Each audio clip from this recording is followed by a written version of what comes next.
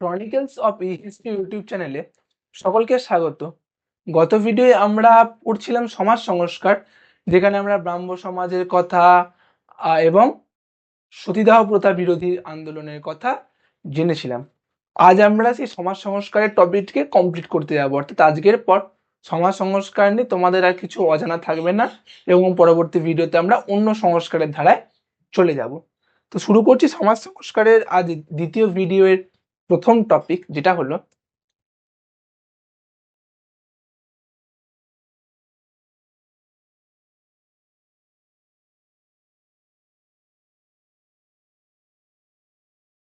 নব্যবঙ্গ গোষ্ঠী। এই নববঙ্গ গোষ্ঠীটি কি, তার আগে জেনে নেওয়া যাক এই ব্যক্তিত্বের কথা। এক ইউরোপীয় ব্যক্তিত্ব, যিনি ভারতবর্ষকে নিজের মাতৃভূমি ভেবেছিলেন, যিনি ভারতবর্ষকে প্রকৃত ভাবে ভালোবেসেছিলেন, সেই ব্যক্তিত্বই হচ্ছেন ডিরোজিও। এই ডিরোজিও পড়াশোনা করেছিলেন ধর্মতলা একাডেমিতে। অনেকেই নাম শুনেছে ধর্মতলা একাডেমি। এই ধর্মতলা একাডেমিতে পড়াশোনা করাকালীনই তিনি সর্বদা ছিলেন মুক্ত চিন্তার মানুষ, অর্থাৎ বিনা যুক্তি তর্ক এবং বিনা বিচারে তিনি কিচ্ছু মানতেন না, নাথিং। মানে তাকে খুব সহজে কিছু বোঝানো যেত না, তাকে বোঝাতে হলে প্রকৃত যুক্তি ব্যাখ্যা এবং বিচার ছাড়া সম্ভব নয়। এবং এই ধরনের মানুষই দরকার ছিল সেই সময়, যারা আমাদের সমাজের সকল গোঁড়ামিটাকে দূর করতে সক্ষম। তাই তিনি নিজের এই মুক্ত চিন্তার প্রতিফলনের সর্বদা তৎপর থাকতেন। আসে 1827, যখন তিনি হিন্দু কলেজের অধ্যাপক পদে নিযুক্ত হন এবং স্বাভাবিকভাবেই ছাত্রছাত্রীদের মধ্যে তিনি খুব শীঘ্রই খুব জনপ্রিয় হয়ে ওঠেন এবং তার বেশ কিছু অনুগামীও ছিল। তার সেই অনুগামী এবং নিয়ে তিনি এই গড়ে তুলেছিলেন নব্যবঙ্গ গোষ্ঠী, ইয়ং বেঙ্গল, রাইট। এই নববঙ্গ গোষ্ঠী ছিল তারুণ্যের তেজে উদ্দীপ্ত। এখানে সবাই তরুণ, কেউ কিন্তু বয়স্ক নয়। তারুণ্যের তেজে উদ্দীপ্ত, সর্বদা প্রশ্ন করা এবং বিরোধিতা করা ছাড়া এদের কোনো কাজ ছিল না। অন্যায় দেখলে অন্যায় প্রতিবাদ করা, কোনো কিছুকে বিনা যুক্তিতে না মেনে নেওয়া এবং সর্বদা উন্নতির কথা এবং শিক্ষার কথা আলোচনায় ছিল এই নববঙ্গ গোষ্ঠীর কাজ। অ্যাকচুয়ালি ডিরোজিওর চেষ্টাতেই আমাদের ভারতীয় স্টুডেন্টরা লক, বেন্থাম, অ্যারিস্টটল, প্লেটো থেকে শুরু করে বিভিন্ন রকমের কি বলবো, কান্ট, উইলো, এই ধরনের দার্শনিকদের দর্শন তত্ত্বের সঙ্গে পরিচিত হয় এবং তারা সমাজকে, দেশকে, পৃথিবীকে নতুন ভাবে চিনতে শেখে। যার জন্যই এই একটা নতুন ধরনের চিন্তা ভাবনা বা নতুন ফিলোসফির একটা উদ্ভব দেখা যায়। এই নববঙ্গ গোষ্ঠী চিরকাল কিন্তু প্রতিবাদী, ঠিক আছে। তো 1887 তৈরি হয় নববঙ্গ গোষ্ঠী। এদের এথেনিয়াম ছিল প্রথম মুখপত্র, অর্থাৎ এথেনিয়ামে এই সমস্ত কাজ কারবার করা হতো। এথেনিয়াম একটি পত্র, ঠিক। এরা বরাবর হিন্দু সমাজের বিরোধী, কারণ তারা হিন্দু সমাজের গোঁড়ামিকে স্পষ্টভাবে দেখে নিয়েছে। হিন্দু সমাজ গোঁড়া, এটা তো আমরা তো জানি একটা টাইমে হিন্দু সমাজ প্রচন্ড গোঁড়া ছিল। তো এই গোঁড়া হিন্দু সমাজকে কিন্তু এরা ঢিট করতে চেয়েছিল এবং পরবর্তীকালে ডিরোজিও 1800 1888 খ্রিস্টাব্দে, না 1828 খ্রিস্টাব্দে, না সরি, 1829 খ্রিস্টাব্দে পার্থেনন নামে একটি পত্রিকা প্রতিষ্ঠা করেন। প্রতিষ্ঠা ঠিক নয়, প্রকাশ করেন পার্থেনন, যেখানে নারীদের কথা, নারী স্বাধীনতা, নারীদের শিক্ষার কথা লেখা ছিল। আবার একটা ছিল ক্যালাইডোস্কোপ। ক্যালাইডোস্কোপ যেটা যেটা সেই সময় ব্রিটিশ শাসনের বিভিন্ন খারাপ দিককে বা শোষণমূলক নীতির বিরোধিতা করতো। তো এই বরাবর নববঙ্গ গোষ্ঠী কিন্তু বিরোধিতায় বিশ্বাসী এবং এককালে তারা হিন্দু সমাজকে এতটা বেশি সমালোচনা বা ক্রিটিসাইজ করেছিল না, যে একদম 1831 খ্রিস্টাব্দেই ডিরোজিওকে হিন্দু কলেজের অধ্যাপক পদ থেকে বহিষ্কার করা হয় এবং ট্র্যাজেডিক্যালি সেই বছর, মাত্র 23 বছরই এই তেজোদ্দীপ্ত মানুষটির একদম দি এন্ড, তার মৃত্যু ঘটে। নববঙ্গ গোষ্ঠী মাত্র 4 বছর, 23 বছর একটা তরুণের তৈরি করা দল আজও ভারতের ইতিহাসে একটা নিদর্শন দাঁড় করিয়ে দিয়ে গেছে। শুধুমাত্র থিঙ্কিং, চিন্তা করা এবং নিজের দৃষ্টিভঙ্গিকে পাল্টে সমাজকে দেখার যে তার অদ্ভুত ক্ষমতা, সেই ক্ষমতায় কিন্তু ইতিহাসের পাতায় তাকে লিখে নিয়ে গিয়ে একদম সেট করে দিয়েছে। বোঝা গেছে নববঙ্গ গোষ্ঠীর গল্প। নববঙ্গ গোষ্ঠী নিয়ে খুব প্রশ্ন আছে, আই থিঙ্ক আমার নোটে ইনক্লুড করা আছে, তো তোমরা চেক আউট করে নেবে। নববঙ্গ গোষ্ঠী একটা ইম্পর্টেন্ট টপিক। নেক্সট আমরা চলে যাবো একটি আন্দোলনের কথায়।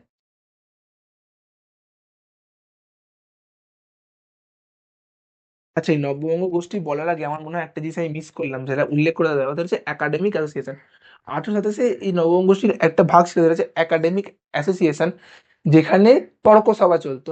অর্থাৎ তর্ক করা, সমাজ, ধর্ম, রাজনীতি, অর্থনীতি থেকে শুরু করে সমস্ত দিক নিয়ে তর্ক চলতো। তার ফলে তাদের আন্দোলনটা বিভিন্ন ব্যাখ্যা সম্মিলনে খুব তীব্র হয়ে উঠেছিল।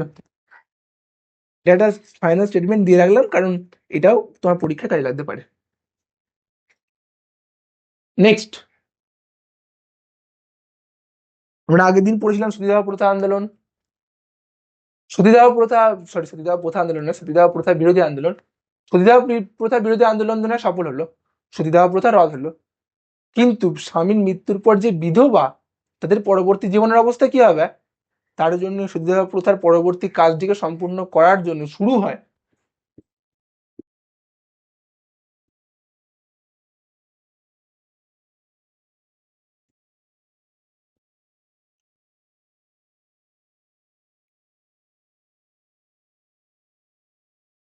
বিধবা বিবাহ আন্দোলন। ঠিক, তো এই বিধবা বিবাহ আন্দোলন আমরা আগে হয়তো শুনেছি, তবু রিকল করা তো দরকার। এই বিধবা বিবাহ আন্দোলন নিয়ে কিন্তু রামমোহনের সেরকম কোনো লেখা পাওয়া যায়নি। তবে অবশ্যই হ্যাঁ, এটা ঠিক কথা, আত্মীয় সভা যখন তিনি প্রতিষ্ঠা করেছিলেন 1815, সেই সভার বেশ কিছু আলোচনাপত্রে এই বিধবা বিবাহের কথা শোনা যায়। বাট স্টিল এই বিধবা বিবাহ আন্দোলনের কথা একদম রামমোহনের উল্লেখযোগ্য কোনো লেখায় পাওয়া যায়নি। এই বিধবা বিবাহ আন্দোলনের জন্য লড়াই করেন, প্রকৃত লড়াই, জোরালো লড়াই করেন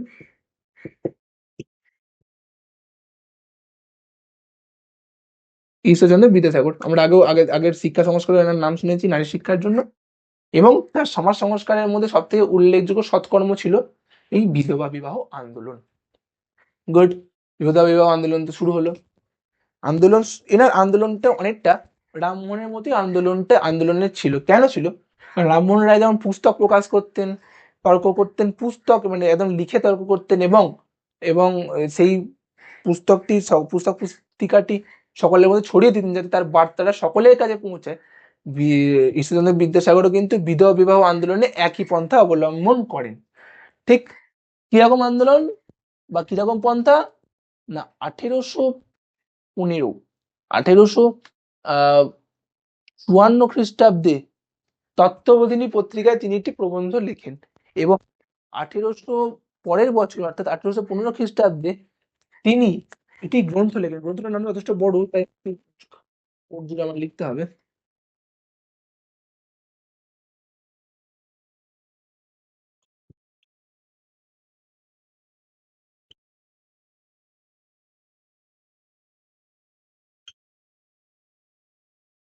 বিধবা বিবাহ প্রচলিত হওয়া উচিত কি না এতদ বিষয়ক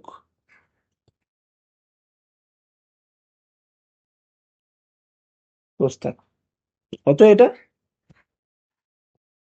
1855। এবং এবং তিনি এই গ্রন্থে পরাশর পরাশর সংহিতা থেকে একদম উদ্ধৃতি তুলে দেখান যে বিধবা বিবাহ শাস্ত্রসম্মত, অর্থাৎ বিধবা বিবাহে কোনো শাস্ত্রীয় পাপ বা শাস্ত্রীয় অন্যায় নেই। ঠিক, এবং এই বিধবা বিবাহ না হলে বিধবাদের কল্যাণ কখনোই সম্ভব নয়। গুড। আবার প্রতিবাদ শুরু হয়, বিরোধিতা, এবং সেই রাধাকান্ত দেব ইতিহাসে বিতর্কিত চরিত্র রাধাকান্ত দেব, আবার রাধাকান্ত দেব এবং ধর্মসভা শুরু করে। এটা ওটা সেটা, না না না, সব ভুল। ঠিক আছে, রাধাকান্ত দেব শুরু করে, ভুল। এবং এর জন্য বিদ্যাসাগর এর লড়াই চালিয়ে যান। এই বিদ্যাসাগরের এই বইটাকে ক্রস করার জন্য, অর্থাৎ বিদ্যাসাগরের এই বইটা বিরোধিতা করার জন্য এই ধর্মসভা থেকে 30টা বই পাবলিশ করা হয়। 30টা বই, 30টা বই দিয়ে এই বইটাকে কাটা শুরু হয়, 30খানা বই প্রকাশ করা হয় একই বছরে পর পর পর পর এই বইটাকে ভুল প্রমাণ করার জন্য। এসব দেখে আবার ঈশ্বরচন্দ্র গুপ্ত তার সংবাদ প্রভাব পত্রিকায় একটা লিখেছিলেন, বাঁধিয়াছে দলাদলি লাগিয়াছে গোল, বাঁধিয়াছে দলাদলি লাগিয়াছে গোল, বিধবাদের হবে বিয়ে বাজিয়াছে ঢোল। তো এটা এরকম ধরনের লেখা তো আগে হতো, তো সেখানে কথা বললাম, খুব ভালো কথা। নেক্সট, এবার এই সমস্ত 30টা বইয়ের আবার অসারতা, আবার তাদের বিরোধিতা করার জন্য ঈশ্বরচন্দ্র বিদ্যাসাগর আবার একটি পুস্তিকা প্রকাশ করেন, যেটা হলো এই গ্রন্থটিরই দ্বিতীয় ভাগ। একদম হুবহু রামমোহনের মতোই ব্যাপারটা, একই সালে, একই সালে। এবং ঠিক যেভাবে রাজা রামমোহন রায় সাকসেস পেয়েছিলেন, সেভাবেই একদম বিদ্যাসাগর সাকসেস পান। 1856 সেই সময়ের বড় লাট বা গভর্নর জেনারেল লর্ড ক্যানিং বিধবা বিবাহকে আইন সিদ্ধ করেন। খুব ভালো কথা, বিধবা বিবাহ আইন সিদ্ধ হলো, ভেরি গুড। কিন্তু বিধবা বিবাহ আইন সিদ্ধ করাটাকেই সব, বিধবাদের বিয়ে তো দিতে হবে, তার জন্য সাপোর্ট চাই, অর্থ চাই, অনেক পরিকল্পনা চাই। আইন সিদ্ধ তো না হয় অনেক করা যাবে, কিন্তু আদতেও কি সেই ভয়টা কেউ দেখাবে? সেই সাহসটা, সেই একদম সমাজকে এড়িয়ে গিয়ে, মোড়া সমাজকে এড়িয়ে গিয়ে কোনো কাজ করার সাহস কি কেউ দেখাবে? তাই বিদ্যাসাগর নিজের উদ্যোগে 1856 7ই ডিসেম্বর প্রথম বিবাহ দেন। কার? না, শ্রীশচন্দ্র বিদ্যারত্ন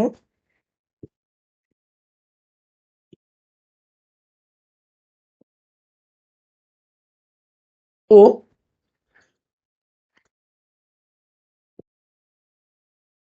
কালীমতী দেবী। কালীমতী দেবী ছিলেন একজন বিধবা এবং ভারতবর্ষের প্রথম বিবাহ করা বিধবা, ভারত অন্তত আধুনিক ভারতের ইতিহাসে প্রথম বিবাহ করা বিধবা, এবং শ্রীশচন্দ্র বিদ্যারত্ন, এই দুজনের বিবাহ সংগঠিত হয় বিদ্যাসাগরের উদ্যোগে।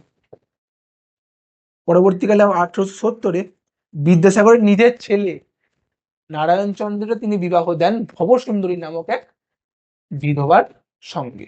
এবং শুধুমাত্র এই দুটো নয়, এর পাশাপাশি মোট 60টি বিধবা বিবাহের ব্যবস্থা করেন একা বিদ্যাসাগর 82,000 টাকার বিনিময়ে। সেই সময় আমি আগেও বলেছি, সেই সময় 82,000 টাকা মানে প্রচুর। নিজের বৃত্তি, নিজের উপার্জনের থেকে সঞ্চিত টাকার এবং বিভিন্ন জায়গা থেকে সংগ্রহ করা 82,000 টাকা দিয়ে তিনি 60 জন বিধবা বিবাহের ব্যবস্থা করেন একা। তার মানে কতটা প্যাশনেট হলে কোনো বিষয় এই কাজটা করা যায়, তাই না? তো দ্যাটস অল। এবং এরপরে আস্তে আস্তে বিধবা বিবাহ রাসটা শুরু হয়। বিধবা বিবাহ এমনই একটা গুরুত্বপূর্ণ সেই সময়ের বিষয় যে প্রত্যেকেই এটা নিয়ে মতামত দিছিল, এবং অধিকাংশ মতামত ছিল সদর্থক। বিদ্যাসাগরকে নিয়ে গান লেখা হয়েছিল, এবং সেই গান নৌকায় হাল চালাতে চালাতে মাঝিরা গাইতো, শাড়ির পাড়ে লেখা থাকতো, তাঁতি শাড়ি বুনতে বুনতে গাইতো, কৃষক মাঠে চাষ করতে গিয়ে সেই গান গাইতো। দুটো ছত্র, সেই গানের দুটো ছত্র আমি বলছি, বেঁচে থাক বিদ্যাসাগর চিরজীবী হয়ে, বেঁচে থাক বিদ্যাসাগর চিরজীবী হয়ে, সদরে করেছে রিপোর্ট, বিধবাদের হবে বিয়ে। এই ধরনের গান যেগুলো না, সেগুলো আমাদের প্রশ্নের উত্তরে যদি আমরা ইনক্লুড করি পরীক্ষার হলে, তো যে পরীক্ষায় খাওয়া দেখে না, তার একটা ভালো ইমপ্রেশন তৈরি হয়। তাই এই ধরনের ঘটনার কোটেশন বা এই ধরনের ছোট ছোট পদ্যগুলো মনে রাখা খুব একটা শক্ত নয়। এগুলো যদি তোমরা তোমাদের প্রশ্নে ইনক্লুড করতে পারো না, তাহলে প্রশ্নটা আরো বেশি অ্যাট্রাকটিভ হবে এবং তোমরা ভালো মনে রাখতে পারবে, এবং পরীক্ষক যিনি খাতা দেখবেন তারও ভালো লাগবে, ফলে তোমাদের নাম্বার পাওয়ার চান্সটাও বাড়বে। তাই এই ছোট ছোট কবিতাগুলো শুনতেও ভালো লাগছে, আবার তোমাদের জন্য হেল্পফুল বলে আমি বলছি। তো অবশ্যই তোমরা এটা পড়বে, এটা খুব ইম্পর্টেন্ট কোয়েশ্চেন। এবং এই টপিকটা এখানে শেষ হলো। সমাজ সংস্কারের অধিকাংশটাই বা বলতে গেলে পুরোটাই শেষ। আজ আমরা শেষ করব আরেকটা ছোট্ট মানুষের খুব ছোট্ট সংক্ষিপ্ত বর্ণনা দিয়ে। এটা ২ নম্বরে বেশ কয়েকবার দেখা গেছে, তো তাই জন্য আমি এটা উল্লেখ করতে চাই। একটা মানুষের কথা, এবং এটা দিয়ে কিন্তু আমার সমাজ সংস্কার শেষ, আর কিছু নেই। তিনি হলেন, অর্থাৎ সেই বিশেষ মানুষটি হলেন হাজী মোহাম্মদ মহসিন।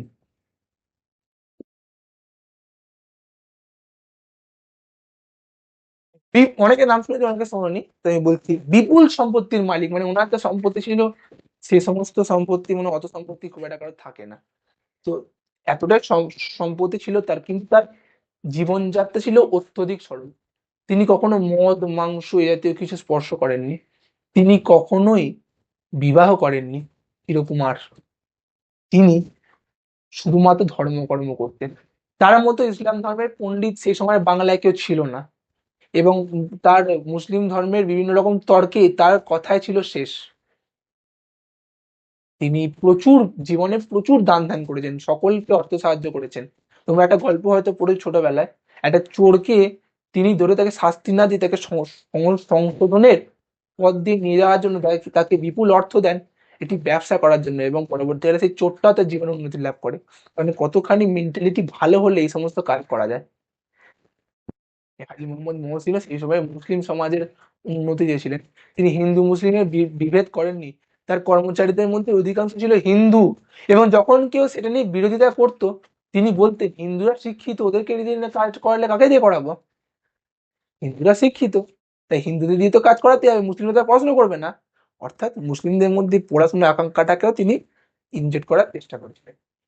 তাই তার যে একদম চিন্তা ভাবনা, তার যে কর্মসূচি, তা একদম হিন্দু মুসলিম নির্বিশেষে সমাজের ভিতটাকে অনেকটা কাঁপিয়ে দিয়েছিল। এবং তোমরা বর্তমানে শুনেছো ব্যান্ডেলে ইমামবাড়া আছে, হুগলির ইমামবাড়া তারই এক উজ্জ্বল কীর্তি।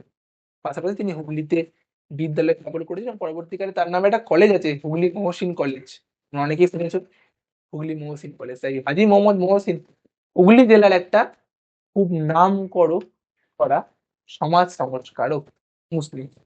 তো এনার অনেক সময় ২ নম্বর আসে, তোমরা এই ধরনের অবদানগুলোকে ইনক্লুড করতে পারো। তাই জন্য এই টপিকটা ছোট করে বলে রাখলাম। সমাজ সংস্কারের ভাগ আমরা এখানে, আমাদের এখানেই শেষ। আশা করি তোমরা সমাজ সংস্কার নিয়ে আর সেরকম ডাউট থাকার কথা না, ডাউট থাকলে কমেন্ট বক্সে কমেন্ট তো তোমরা করবেই। তাছাড়াও নোটগুলো যদি পাও তোমরা অবশ্যই পড়বে, বই থেকেও একটু পড়ো। এই চ্যাপ্টারগুলো খুব সোজা, এই টপিকগুলো খুব সোজা, এখান থেকে খুব সহজেই প্রশ্নগুলো কিন্তু অ্যাটেন্ড করা যায় এবং নম্বরটা পাওয়া যায়। তাই তোমরা এগিয়ে যাও, হাল ছেড়ো না। আমি চিরকাল আছি, সঙ্গে থাকবো। দেখা হচ্ছে পরবর্তী ভিডিওতে। Till then, best of lakh.